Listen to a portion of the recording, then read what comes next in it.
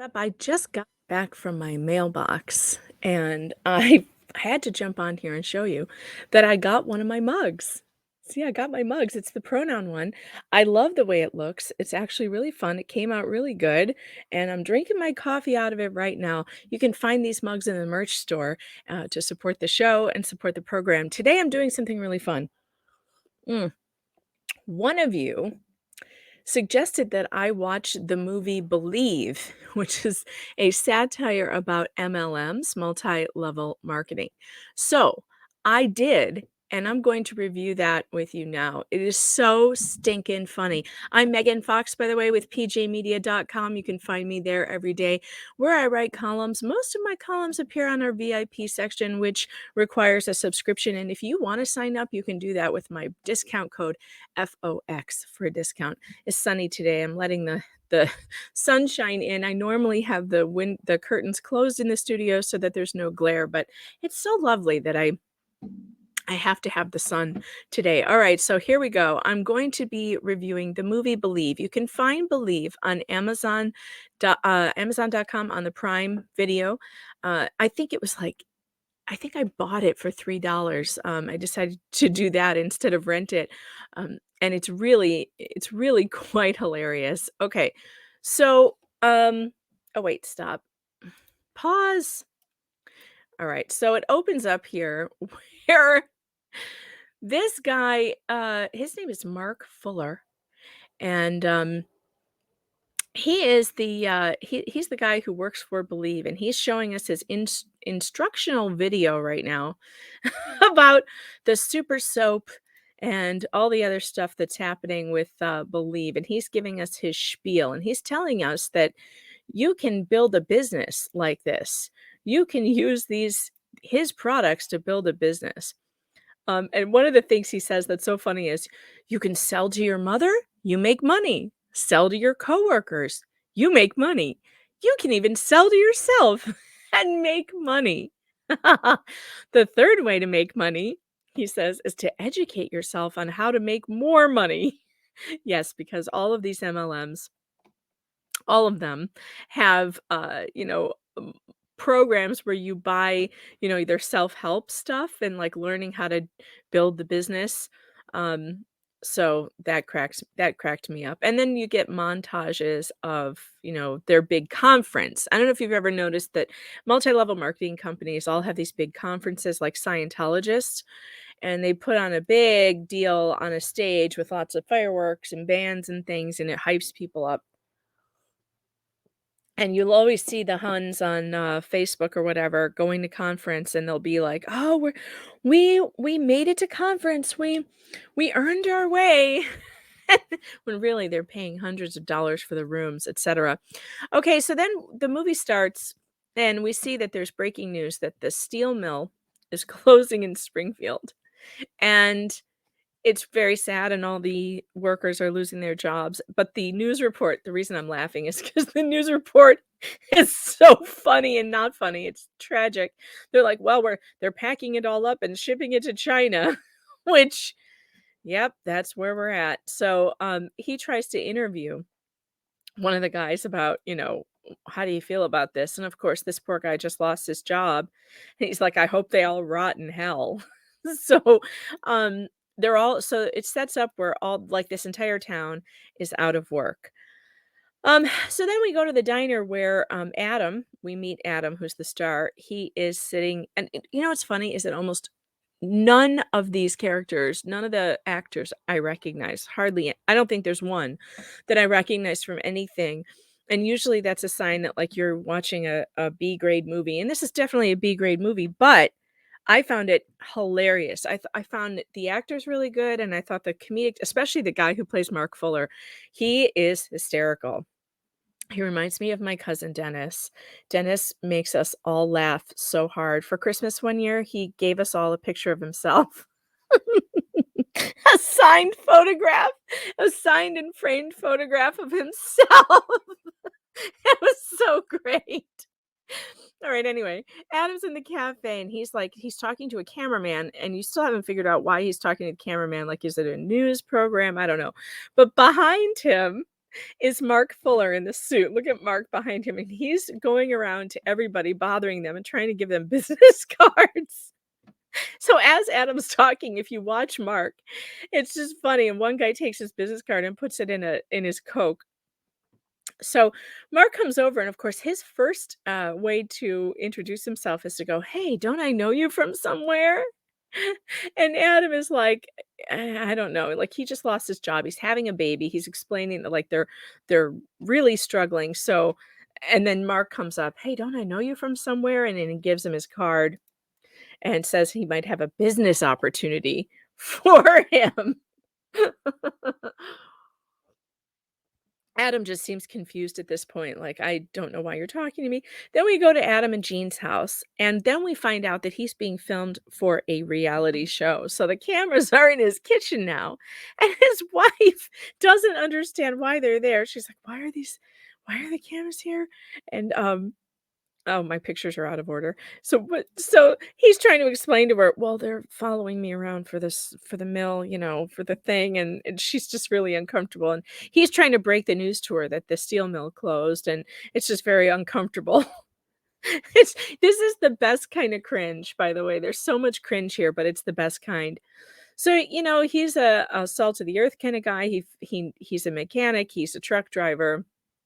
So while he's out working on the car, Mark calls and invites him to a business opportunity.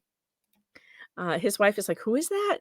And right from the beginning, Jean is totally, suspect of this whole thing. Jean is like, she's a housewife. It goes through a little montage of her life. She does gardening, she takes care of the house, she does the grocery shopping. But she's got a good head on her shoulders, though, and she's like, yeah, I don't know about this Mark guy, and I don't know about any of this." So at the event, Mark brings Adam, and like Adam's face the whole time, like he's super uncomfortable and super cringe, and like Mark's introducing him to like all the people that he signed up in the business, and also there's like a big guy there who is from the upline. These 2 on the left, that's, Dan, and I don't remember his wife's name now, but they are hilarious. He's super awkward. Anyway, he's being introduced, and it's just super awkward and funny. Um, I really like the way this movie is heavy on the cringe. The cringe factor is fantastic. Alright, now look at these 2. This is the upline. This guy with the silver tie, and his wife was wearing a high school prom dress. No, I can't, it's so funny. Look at she got her hair done for a wedding, for this little meeting in, like, a motel conference room. You gotta look the part, and everybody is fawning over these 2. I mean, Mark is just, like, wetting his pants trying to get up to them, and the fawning look at the look on Dan's face here, and his wife is staring at this woman's dress. I mean, look at her. She looks crazy. I don't know why it's just so funny they have her overdone like this. Like, and the way they introduce them is, "This is, so and so and his wife. They make a lot of money." Yeah, because, throwaway prom dresses and salon hair means money. Mark is always trying to get close to this guy in the upline, the Millers, and he doesn't want anything to do with him. It's funny. Uh, and the awkward hugging. Yes, John Miller, that's his name. So, throughout the movie, there's these little vignettes that I still haven't figured out if they're fake or real.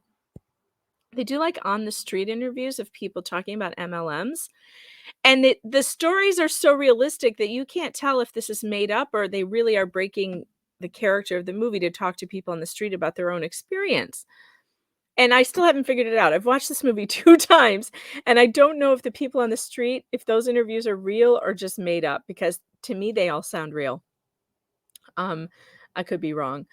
Okay, so this is when we get introduced to Dan and Sally Brettenheimer. They met Mark in the grocery store, and Dan goes, "He thought he knew us from somewhere." And they're like, "We've been in the business for 2 years." And his wife goes, "Well, we haven't made any money yet." And then Dan goes, "If you put in the work, the money will come. You just have to keep going forward." And, like, he's got all these cliches ready to go. And he's, like, super awkward, but super sweet, and, like, you immediately feel terrible for these people because they've clearly been sucked into something that's going to destroy them, which is, unfortunate. But yeah, I liked this couple. So this is Tom and Amy Hawk.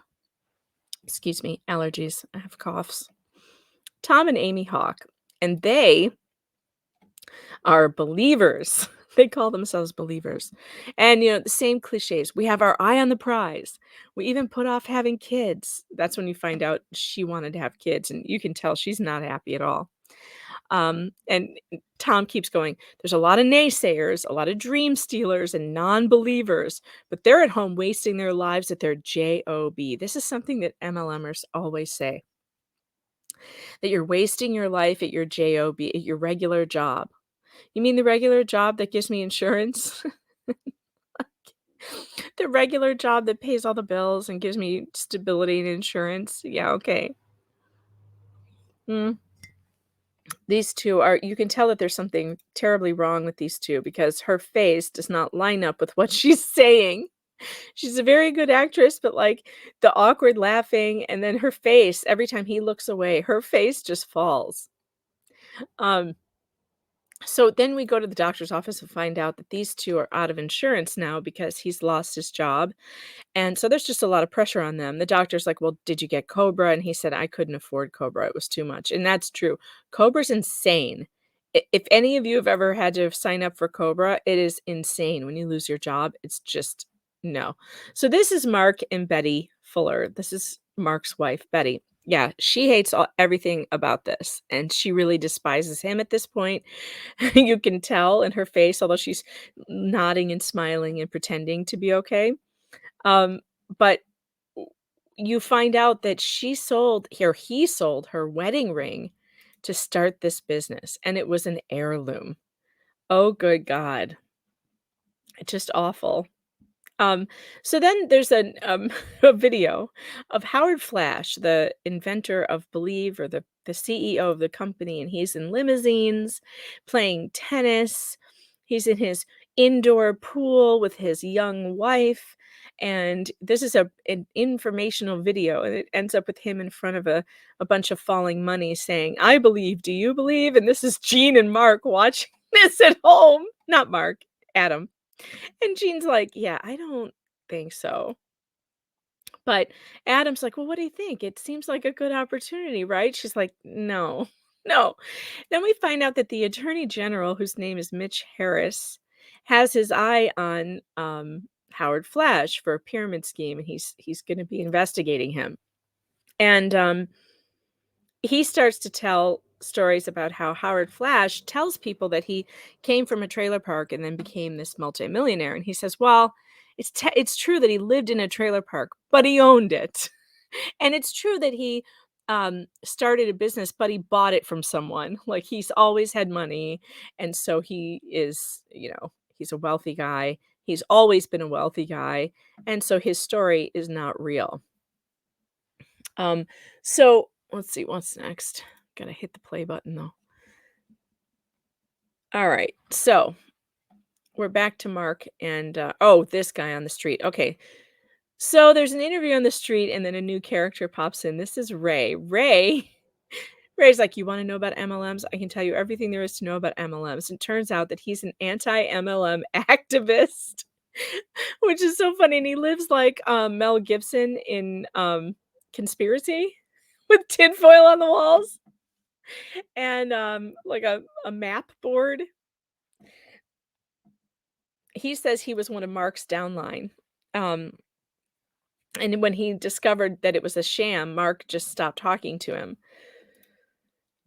Mark is, sitting at the table with Adam now, and he's trying to talk. He's doing the hard sell. And Adam told him, he's like, "Well, I just got a new job." And again, it's the MLM hard sale with, "Well, how did that job work out for you last time? You need something when you don't have a job. You need something on like a side hustle, right?" And Adam's like, "Well," and he's like, "Well, who doesn't need money, Adam? Are you saying you don't like money?" So we get a look into Dan and Wendy's life, and, like, he's just a big nerd, and it we find out that Wendy just really wanted him to join Believe because she hoped that he would come out of his shell and start to meet people because he appears to have, like, really bad anxiety. And so he has a hard time, like, talking to people, and she's like, "It worked, Believe works." I mean, it doesn't make him any money, but it did push him out of his shell because he's so focused on trying to make money. And we see his friends at the barbecue, and they're like, "Well, we buy the products, but we don't buy them because we like them. We buy the products because we feel sorry for Dan." And, then we go to this what did they call it? Oh, it was so funny. It's the MLM Recovery Center. Wait, where I wrote it in my notes. I have to check my notes. Yes, it's the MLM Recovery Center. We help those in MLMs reintegrate into society. And this is a therapist with this man named Charlie, and he's trying to take out his business card and give it to her, and she's like, "No, no, no, no, you don't need that right now." And she looks at the camera and she says, "We try to teach them here that not all relationships are business opportunities." So this is a facility where you send your MLM obsessed relatives to get help. Hilarious. It's absolutely hilarious. Yes, the MLM Recovery Center. And she's like, "What are you working on there?" He's drawing. And she looks at it, she goes, "Oh, a business and marketing plan." Yeah. It's just so funny. Alright, so Mark, he has some of the best scenes ever. He gives the best word salad pep talks, and he's just talking to the camera about how this business changes lives, and it's a great we tell them what it when they're interested, we tell them what it is. Then he goes, "A business opportunity." And this is how people in MLMs, a lot of them will not talk about the name of their company and will avoid that and instead just call it a business opportunity so that you can't look it up before they get you. Um, then this interview on the street was funny, although I'm not remembering what it was that he said. Did I write it down? Oh, yeah. That guy on the street goes, "If you do any amount of work for any time and you don't get paid, that's a red flag." Yes. Yes. That's a red flag. Don't do it. All right. So Mark is now with Jean and Adam, and she keeps going. Jean keeps going, "I'm not comfortable with this." And Mark's all, "What part of it aren't you comfortable with?" She's like, "All of it. I'm not comfortable with any of this." And he's they've signed up though, and he's like, "Well, you've started a new business. This is your new business. It's so exciting." And Jean's like, "Yeah, no." I'm still but Adam's dutifully listening. Now we find out that Believe sells soap. This is this this is the detergent that cleans and brightens, and apparently you can use 1 scoop and it cleans your clothes. Then we find out that this company, Believe, is sort of like Amway, and these 2 are explaining all the different products. They're pulling them out of their cabinets. One is flakes of corn with Believe's signature sweetener, which they both you can tell that they think it's gross. And they're like, "But we shop from our own store." You shop from your own store? Oh, no. So you're buying inventory for yourself. You're not making money on that. Shopping from your own store does not sound like a money-making process. Alright. So, again, we keep getting Howard flashes, his mansion and, like, how the lifestyle he's living, and he keeps making comments like, "Even my gardeners are building this business." It's just funny.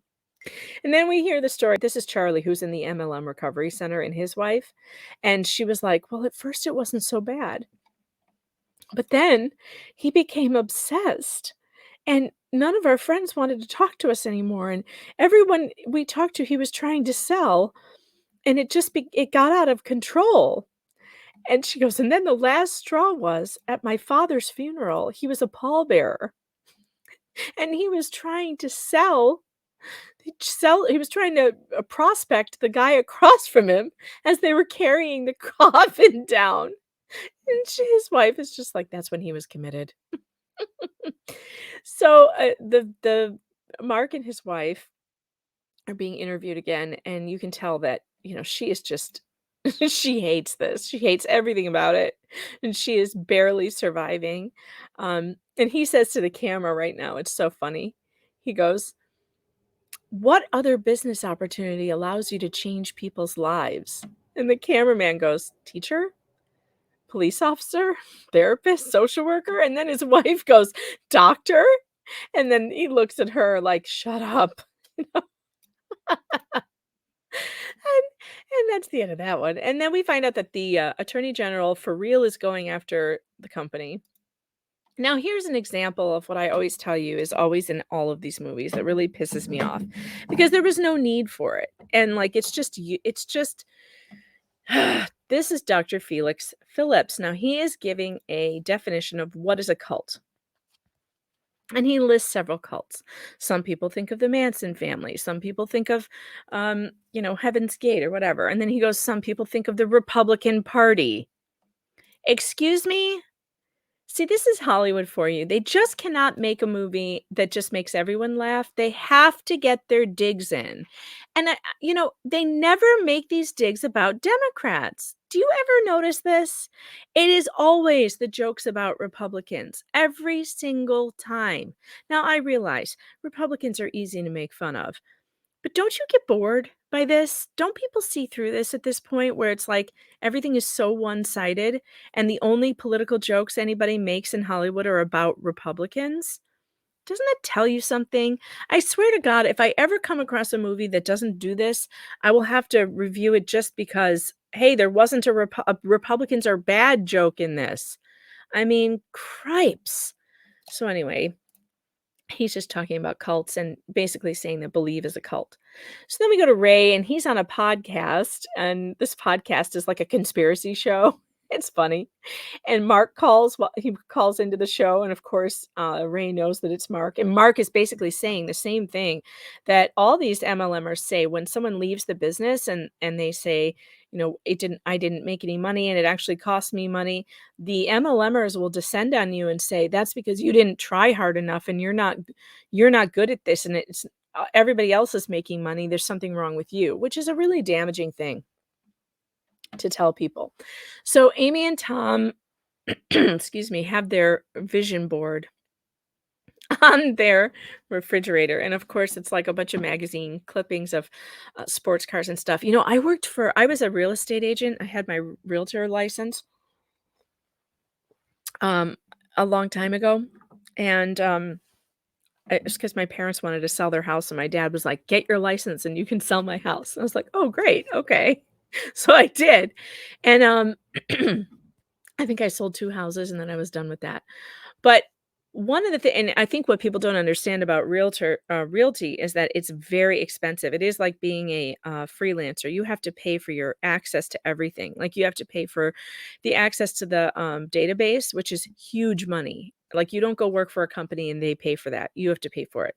Plus, you have to pay, oh, it's incredible. There's all these fees, realtor association fees and stuff. So if you're not, like, out there really selling a ton of houses, it's just gonna cost you money.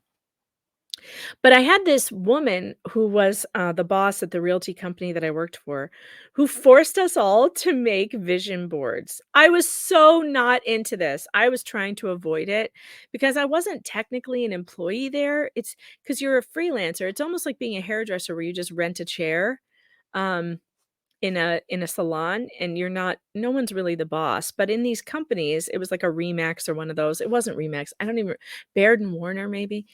So you're not an employee, you're just a contractor, basically. So I felt a little put off by the fact that they wanted me to come to these meetings and make vision boards, but, like, in fact, she was always after me because mine was never done, and so I finally just threw one together just to make her happy, and I just slapped some crap on. I don't even remember what I put on there, but to me, I just don't believe in this. Now, if you believe in it, that's fine, but I don't think it does anything for you. I think it's just, um, you know, I think it's just nutty, and her refrigerator looks like a crazy person did that. So Mark is now getting ready to go to Adam's first party. Oh, I forgot to tell you when they were sitting at the table and he was telling them how to start the business. He's like, "Well, you have to invite your friends and family to a party." Here, I wrote this down because it was so funny. Go to it. He goes, "First, you invite some friends and family over to hear about a business opportunity, but you don't tell them it's Believe." Jean goes, "Why not?" And Mark goes, "It's just easier that way. If they ask you what it is, tell them you really don't know, but you have an expert, that's me, coming to talk to them. Tell them, tell them the time, and then get off the phone as quickly as possible." So Jean's like, "This is such a scam," she's rolling her eyes the whole time. And Adam's just kind of going along with it. So he's getting ready for the party at Adam's house. And now he sits down with Jean. He's like, "Jean, I have to talk to you. Women play a very important role in this business, and that role is to support your husband. So whatever I say and whatever he says, just nod and smile." And she goes, "So you want me to be quiet?" He goes, "No, no, no. Supportive." She's got his number though. She's complete and there's this funny scene with the the stand. I had some flashbacks here of my mother doing these in our house with a big whiteboard, like not a whiteboard, but what are those things? The thing you just saw. Um, the big paper. I just had flashbacks of her setting that up in the basement. So all these people come over and, he's just being cheesy and they're not these are all guys from the plant. They're not impressed by him in any way. And they're looking at him like, yeah, no. So Adam's like, he's like, "So I just invited you here because I thought you might want to hear about this business opportunity." And like everyone is so uncomfortable. So uncomfortable. So Mark starts doing his spiel and it's incredibly complicated. He's showing them the pay schedule, and he's like, "When you do this 14 times, you're gonna get a 7.49% bonus in ROPGD." Like, it's just insane. No one could understand this. No one. Then he does a product demonstration where he spills grape juice, what he says is grape juice, onto one of Jean's towels and sprays the crap out of it until he says that it's clean, but it's clearly not clean. There's still a purple spot on it.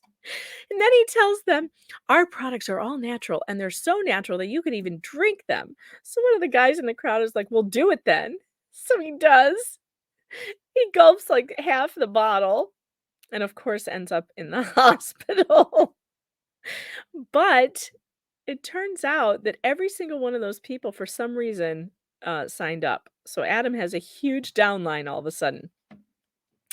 All right, so we're back to Tom and Amy. They're showing us their pride and joy, which is an entire cabinet full of tapes from the company. And Amy goes, "These aren't even all of our tapes. These are just our favorites." No, all of them are in the basement. And then we find out that the company sells these tapes to the people who are in the company. And one of the people goes, "Well, they're not mandatory to listen to." Oh yeah, Ray goes, "Well, you don't have to listen to them. It's not mandatory." He goes, "But then they tell you success isn't mandatory either." Or something like that. So basically, if you don't buy them, you're not going to be successful. It's just one more way that MLMs take your money. They sell you stuff to teach you how to be successful after telling you that you were going to be successful with just some part-time work. So Howard here is answering questions from the cameraman, and the cameraman says, "What about all the millions of people who didn't make money and Believe?" And because he had just said thousands of people make great money. And the cameraman goes, "What about the millions who make nothing?" He goes, "They just didn't believe." The cameraman goes, "That's that simple?" He goes, "Yep, it's that simple. They just didn't believe." So Mark's at home recovering, and we find out that every single one of those people signed up, and he thinks it's because of his dedication. And he's very happy because all of them signed up. But of course, they signed up under Adam, not under Mark. So, they're planning the BIG, which is their big conference for Believe's conference, Believe Industries gathering or something, and, we're back to this guy. Um, I don't remember what it was. Oh, yeah. So we're talking about the conferences, those big, huge conferences. And Dr. Phillips here says that multi-level marketing conferences are are are advertised as, great marketing and like pumping people up. And he said what really occurs is demagoguery, idol worship, and mob hysteria. This is really true. These conferences are a psychological game on people. They are to keep people hyped up to continue pouring money into a failing business. And they do it on purpose. The way that it's done is really manipulative. And you see that Ed and Dan and Wendy here are super pumped up to go. They're like, "We go every year. We love it." And you can tell that it's like a drug for them. Wendy's like, "Oh, I get goosebumps just thinking about it." They're so excited to go to this conference. It's like kids going to a rock concert, and they're talking about the rock concert, the music, and the how great it is and how it makes them feel. So then we get to follow Dan around as he tries to recruit people into believe. He is so bad at it, and he's so awkward, and, like, it just goes to show, like, how predatory some of these people are to, like, encourage a person like him who has no sales skills whatsoever, none, to try to be a salesperson. It's just it's cruel. It's cruel, and this scene is so cringe and so hard to watch, but it's really wonderful because it's so accurate about some of these people. And so he's stuttering and trying to tell this guy something, but the guy's not interested and the other and but he thinks he did really well because the guy took his card, but he only took the card to make him go away. So there's a couple more scenes with the podcast, which are funny. And then we've got Tom and Amy, and they're at the diner and they're eating, and he's saying things like, everything in life is about this business. And her face is like a thunderstorm. Like, no, she knows what's coming. So he starts asking really awful and embarrassing questions to the waiter, like, so you're going to do this with the rest of your life, or you want to make something of yourself? Like, he literally says that. And he's trying to talk him into being recruited into the business, and the guy's, like, not interested. He's like, "I go to night school. I've got other things going on." Then we go to Ray, and he is making a website called IHateBelieve.com, and he's just so proud of himself. And he's planning a protest. I love it. It's so funny. And we're back to Dan. He's, like, at the mall trying to give everybody his card, and the people are running from him and jumping in their cars. This guy jumped in his car, and he's trying to stuff the the card into the window. It's just so sad. So Adam gets his first bonus check. And the bonus check is for a huge amount of money, and he gets a letter that says he's a true believer. And Mark almost has a total breakdown because he's not even a true believer yet. But because Adam had all those people sign up under him, he gets like the check is $28,000. But his wife Jean is like, this can't be real. This isn't we didn't do any work for this. This is not legitimate. Like, she keeps sounding the alarm, but she goes into labor, so they don't get to talk about it. But he gets this $28,000 check. He's thrilled. He's like, "Who cares where the who cares? We needed the money. Now we have the money, so why should we care?" And she's just like, "No, for some reason, Mark's in the delivery room and the cameraman calls him out. He's like, "You're not happy about him getting that check, are you?" And he's trying very hard to pretend like he's happy, but you can tell that he's not because he's never made any money like that. Dan is still trying to recruit people. Now he's giving cards to the woman at the fast food lane. It's cringe. Cringe. And this is where Mark is starting to he's losing faith now. It started with the $28,000 check. Now he's at one of the monthly meetings that they force you to go to, where they are now celebrating Adam. Adam's the one up on stage. Adam's the one on stage, and Mark is he's just not happy. Not happy. He's starting to see that this is not working out. Also, Tom is not happy. Tom was at the same meeting, also not happy. Like, how come some people go right to the top and I've been doing this for years and it doesn't work out for me? These 2 are just thrilled to hear Adam's story. They can't believe how one guy just happens to sign up all of the guys he worked with at the plant in one night. And they think that this means they can do it too. This is we're back to Charlie. He's in group therapy, and the therapist is telling him, "You can like people who don't offer you any monetary value." And he's like, "Wait, even if it's a neighbor?" It's just funny. So Adam tries to buy his wife a real wedding ring because she doesn't have one, and it's like a $3,500 ring, and she gets really pissed. Jean doesn't want it. She wants him to bring it back to the store. She's like, "We don't spend this kind of money. What is wrong with you? Go take that back." So this scene is so funny. Tom, he's got this picture of his upline, and he goes to take the picture out, and it's his, wedding photo behind it. Like, he has put that picture wait, here it is. He's put that picture in front of his wedding photo, and he's talking about how much he loves this guy who's in his upline. He's so much higher than him, and how, how much he loves him, and his wife is standing right there like, "You asshole." Like, he cares about this company way more than his marriage, and it's showing. So Dan is trying to talk the pizza guy now into becoming part of the company, and it looks like he may have struck gold on that one because the pizza guy is dumb enough to believe it. So Dan finally has a recruit. The upline Adam's upline is trying to talk him into buying a new car so that he can look like he lives the lifestyle because now he makes all the money and they want him to have flashy cars, but he's like, "No, Jean won't like that. I shouldn't do that. She'll be really pissed." These 2 are in a fight. She's decides she's leaving because she wants a baby and she's tired of this. She's sick of it. He's into Believe more than her. Mark, is still having he's basically having a nervous breakdown over Adam's success. Adam, he doesn't even know how he made the money, so he's trying to tell a crowd of people, but he's like, "Well, I'm just a guy who drives a truck."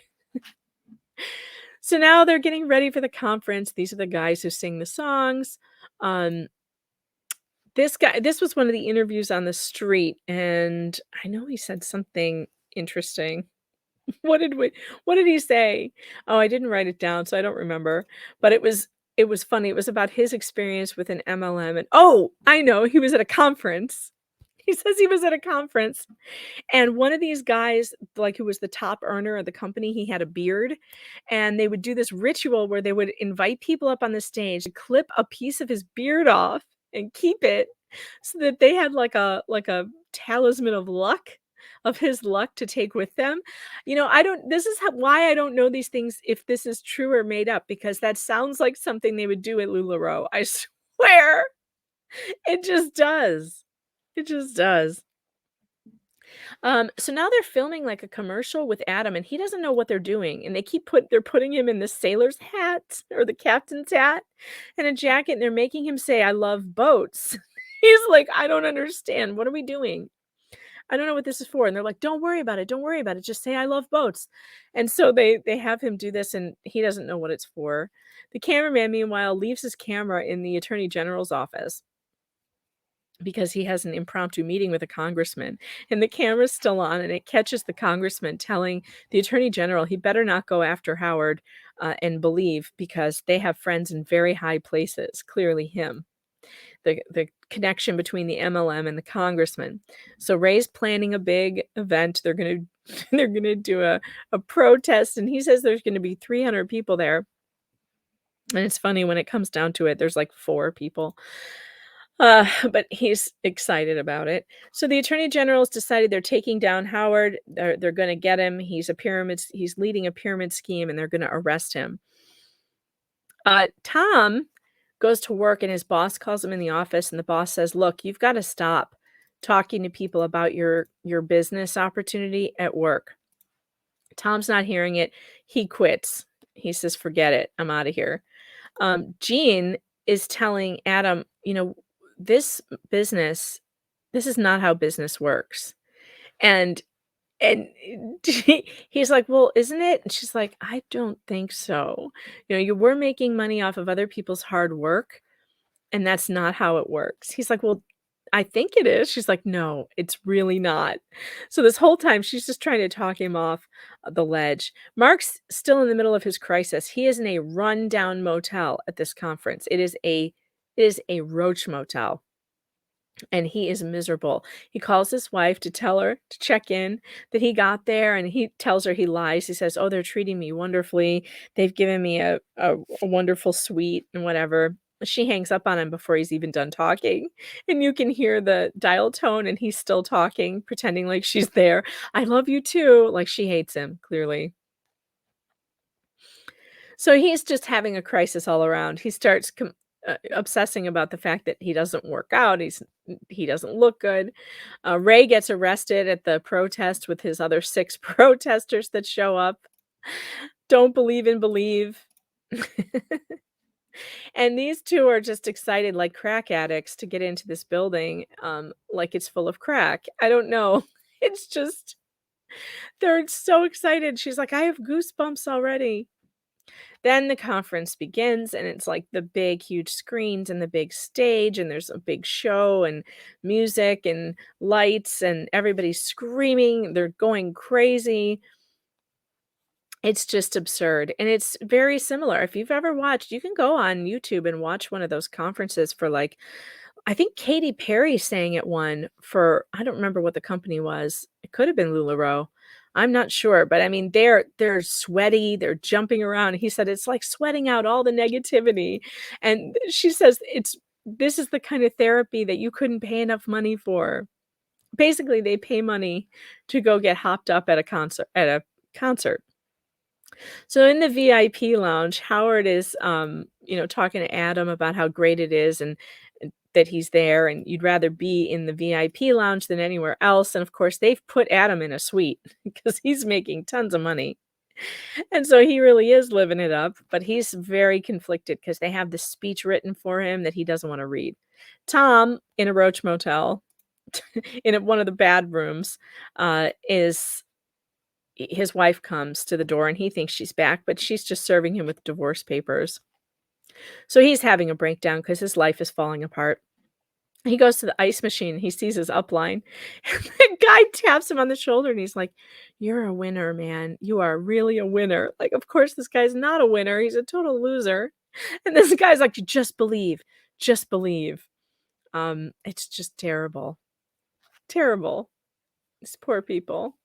And then they bring out the preacher to tell everyone to reach into their pockets and give more money, which is and he says one of the things he says is, "This is an all-faith Christian conference." And he goes, "And we're happy with whoever else is here from other whatever." Like he has no clue, other religions. And there is like this weird um, uh, connection between MLMs and like the prosperity gospel people, um, which is weird. And it's almost like like the Babylon Bee did a hilarious thing the other day. It was the Christian starter kit for being a Christian woman. And it's like it's basically an MLM starter kit with essential oils and all these, how to, and you now have to start selling these things to your friends. And I'm not sure why it is like that, but it is. There's like a big connection between these Christian mega churches and the MLMs. So then they go to this, they're collecting money supposedly for the Goldsmith Relief Fund. And it says on the bottom of the screen, "No children benefited from the making of this video." That made me laugh. So they're just taking their money. The congressman is there to speak and showing the connection between the government and some of these things, which I truly believe is real, because I can't figure out why the government won't shut these things down. They clearly are, profiting off of people's financial ruin. I don't know why the government hasn't shut it down yet, unless they're in on it, like this movie suggests, that like congressmen are being paid off by these guys. Howard makes the comment that he's put 3 of this congressman's kids through school. So, yeah, Adam's about to go out. The cops are on their way in. They're trying to arrest Howard. They play this video supposedly about Adam's life that has nothing to do with Adam's life. And then it ends with him in front of a green screen boat yacht yard saying, "I love boats." It's insane. So Howard gets arrested, everyone loses their shit. The whole Mark's just laughing his ass off. And because you could tell that he was losing his, mojo for the company. Everyone else is just, losing their minds, but Mark, he's had a come to Jesus moment, and he's realized it's over. This is not working. Um, Howard goes to jail, and Ray sees him there because Ray's in jail, so he freaks out. And, the attorney general loses his bid for governor because of what he did, because there were so many uh, you know, what do you call 'em? People signed up with Believe, so they all voted against him because he arrested Howard. Mark ends up at a grocery store stocking shelves, and, his wife writes a best-selling book, How to Survive Believe: A Wife's Tale. And these 2, so funny. On the way back from the conference, they bought a lotto ticket and they won $125,000,000, so they're set. That which is good, because poor Dan, he's not capable of doing much. Um, and then these 2 saved their money that they made in Believe and opened a trucking company, and they're doing well now. Tom, on the other hand, he's like, "I never believed in Believe anyway," which he totally did. He totally did. And, but he's now into a new company, and then he leans forward, he says to the, camera, "Have you heard of Amway?" It's a scream. If you guys, wanna watch something fun, I would suggest doing that. I need to go wash my hair. It's, like, really bad. It's really bad. It's time to wash. So that's what I will be doing. Don't forget to check out the merch store. The mugs are good. I have confirmed it. It's a decent mug, looks nice, and it's funny too. So check out the merch store. That'll be in the link below, in the description. And don't forget to check out my live stream that I did with Mikey Harlow the other night on his YouTube channel. You guys would probably enjoy that. It was a lot of fun. I linked it on my community page. You can go there and find it. Watch the replay. It was a good time. We talked about children and parents and how parents are trying to protect kids from, the LGBT cult that is taking over the schools for some reason, and it was a lot of fun. It was a good conversation. Don't forget, stay tuned for Friday book club, Sex and the City Chapter 5 coming up, and, I will be back to do that. I'm also gonna be doing part 3 of Steve and Miranda this week, Steve and Miranda's relationship, so that should be fun. Alright, everybody, take care.